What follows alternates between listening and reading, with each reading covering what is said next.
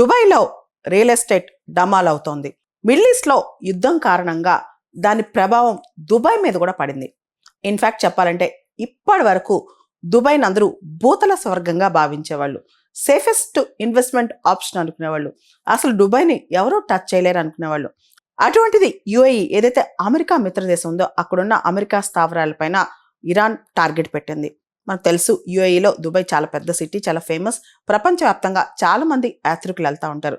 Dubai అనగానే మనకి tourism బాగా గుర్తొస్తాయి, బీచెస్ గుర్తొస్తాయి, అక్కడున్న సింబాలిక్ ప్లేసెస్ దుబాయ్ ఎయిర్పోర్ట్ కావచ్చు, బుర్జ్ ఖలీఫా కావచ్చు, ఇవన్నీ గుర్తొస్తాయి. అయితే వీటి మీద కూడా అటాక్స్ జరుగుతున్నాయి, వీటి మీద కూడా దాడులు జరుగుతున్నాయి. దుబాయ్ కూడా సేఫ్ కాదు అనే ఒక భయం ఇన్వెస్టర్స్లో బయలుదేరింది. యాక్చువల్లీ దుబాయ్లో పెట్టుబడులు పెట్టడం అనేది అందరి కళ అనమాట.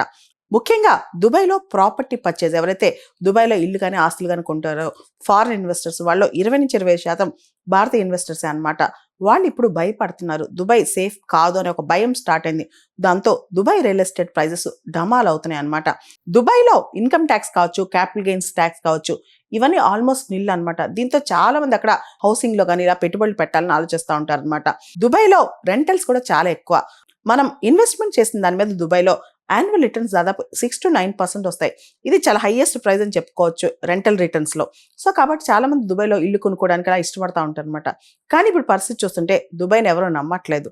సో ప్రస్తుతం వారం 10 రోజుల నుంచి దుబాయ్ పైన అటాక్స్ జరగటం, దుబాయ్‌లో కూడా సేఫ్ కాదని చెప్పటం, చాలా మంది ఎయిర్‌పోర్ట్‌లో ఉండిపోవటం, దాంతోపాటు ఈవెన్ బుర్జ్ ఖలీఫా పైన కూడా దాడికి యత్నం చేయటం, ఇవన్నీ చూస్తే దుబాయ్ కూడా సేఫ్ కాదనే భయం ఇన్వెస్టర్స్‌లో పట్టుకుంది. దాంతో దుబాయ్‌లో ఇన్వెస్ట్ చేయడానికి భయపడుతున్నారు. ఇంతకుముందు దుబాయ్‌లో ఇన్వెస్ట్మెంట్ అంటే పరుగు పెట్టేవాళ్ళు. ఎక్కడొస్తది? ఎక్కడ చీప్‌గా వస్తది అని చెప్పి. అయితే దుబాయ్ రియల్ ఎస్టేట్ అనేది ఇప్పుడు బాగా తగ్గుతుందని చెప్పి ఒక పెద్ద వార్త చర్చల్లో ఉంది. దుబాయ్‌లో పర్యాటకం బాగా స్తంభించిపోయింది. ముఖ్యంగా చాలా మంది ఇండియన్స్ దుబాయ్‌లో చిక్కుకుపోవటం, ఎయిర్‌పోర్ట్‌లో ఆగిపోవటం, ఫ్లైట్లు ఆగిపోవటం, వీటన్నిటి వల్ల దుబాయ్ మీద నమ్మకం సన్నగిల్లిందనమాట. ఇప్పటి వరకు కూడా దుబాయ్‌లో పెట్టుబడి పెడితే సేఫ్ అనుకునే వాళ్ళు ఇక దుబాయ్ అనేది సేఫ్ హేవెన్ కాదు అనే ఆలోచనలో కూడా వస్తున్నారనమాట. ఈ టైంలో చాలా మంది దుబాయ్ గురించి రీథింక్ చేస్తున్నారు, ముఖ్యంగా ఇండియన్స్.